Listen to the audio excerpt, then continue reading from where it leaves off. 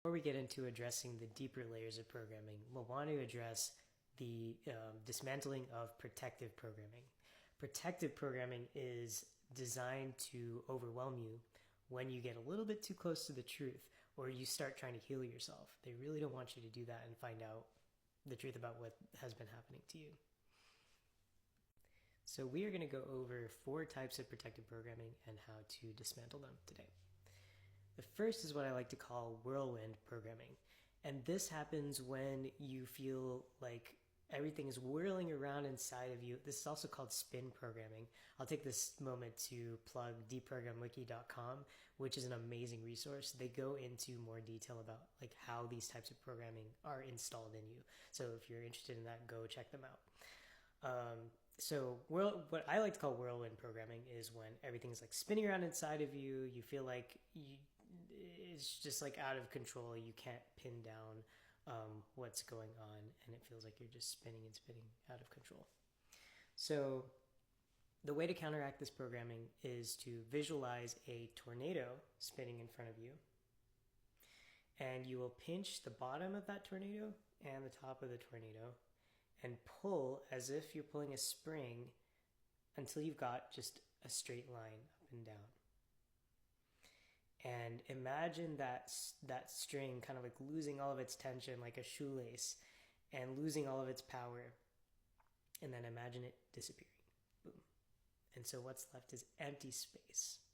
So we'll want to reprogram that empty space with beliefs such as I am calm, I am strong, I am clear, which is basically the opposite of how they want you to feel. And you'll do that by imagining bolts of golden lightning coming into that empty space and filling it with golden fireworks with those new beliefs that you want to program in. The second type is guilt and shame programming, also called brown programming by some deprogrammers. And this occurs when you feel like a lot of guilt and shame, like an inordinate amount of that, when you think about the things that you've gone through. And the way that it shows up etherically is clumps of like fecal matter just attached to your aura all over.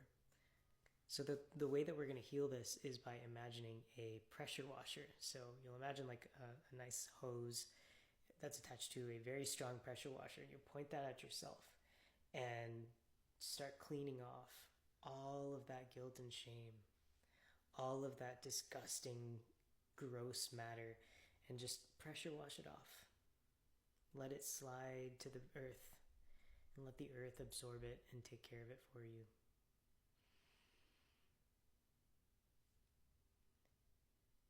And then once you're clean, you can reprogram the newly clean surface with new beliefs that will help you have a healthy guilt and shame response. So guilt and shame themselves are not bad. We want to have a healthy guilt response when we steal somebody's shoes or something, and you should probably give those back, right? So guilt is going to prompt you to give those back. And a healthy shame response looks like being able to look at your own flaws and say, you know what, I want to change myself in this way, and it helps you to become a better person. So we can program ourselves with beliefs such as I am human, I get to make mistakes, I take responsibility for my mistakes, I assign responsibility to others for their mistakes when it's warranted, and I am balanced. And so that way we have reprogrammed our guilt and shame response to be healthy. Third is fear programming. So this, you can tell that this is coming up when there's like an inordinate amount of fear coming up in your system, when nothing is happening on the outside. And this is a good sign that trauma memories are coming up to be processed. So this is actually the point at which a lot of addictions are manifested, because people will want to avoid the fear, because it's difficult. It's difficult to look at because there's stuff behind it. But in order to heal it, what we have to do is go into it and help develop a healthy practice of engaging with the fear. So for me personally, exercise works really well.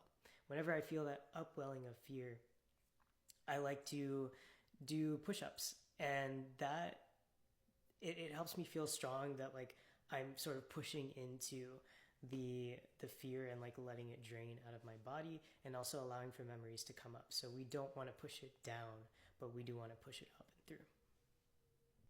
So reflect on the behaviors that you currently have when fear comes up, and see if they are more about suppressing the fear, and if they are, replace them with behaviors that will help you to expunge the fear. So for our energy work practice today, what we're going to do is imagine a TV screen in front of us, and it's filled with TV static, black and white static. And what we're going to do with our hands is sort of push it all into the middle like it's a fluid, and then transform it into water. So imagine that TV static turning into water, and imagine it flowing down in a stream in the center of your vision.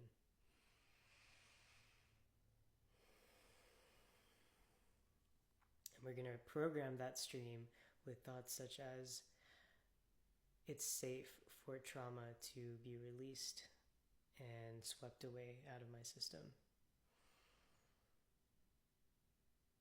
I am not afraid anymore. Fear is a valuable tool to help me heal trauma. And there we have transformed the way that fear is processed in the system. And the fourth type is scatter programming. So this is similar to whirlwind programming, but instead of everything is spinning, it's that everything is scattered. I can't hold on to a single thought before the next one is like bringing me over here and over here, and everything is really confusing. So the way that we're going to address this type of programming is through visualizing a bunch of marbles. So imagine looking at the space that you're in and dropping a bag of marbles on the floor indiscriminately, and they're rolling around everywhere, they're getting under furniture, and you're like, oh my god, I can't, what if I don't get all the marbles, they're under the furniture. So what we're going to do is imagine that all of the furniture disappears, so that you can see all of the marbles. And then we're going to pull up a very powerful vacuum cleaner in our minds, and very, very easily you go in and you suck up all of the marbles because you can see them all. So we keep sucking them into this vacuum cleaner until they're all gone. And once your space is nice and empty, imagine the furniture coming back in, and you have cleared away this programming. And so we will want to reprogram the space with thoughts, again with the golden lightning, such as, I have clarity, my memories are ordered and structured. And that's basically it. So let's run through the visualizations one more time. First is whirlwind programming. You got a spinning tornado. Grab the bottom, grab the top, pull it out into a line. Let the slack come out and make it vanish. Reprogram the space with thoughts like, I am calm, I am collected, I have control over my space, and everything is okay. Next is guilt and shame programming. So visualize the clumps of dirt and muck all over you. Take your pressure washer, clean it off. Let it all sink into the earth. Reprogram the space with healthy thoughts like, I am human, I get to make mistakes, I take responsibility for my mistakes, I allow others to have responsibility for their own mistakes, and I am balanced. Next is fear programming. And I'm actually running out of time, so yeah, that's it. Do these things, and they'll really help you. Maybe I'll do another video with the whole sequence.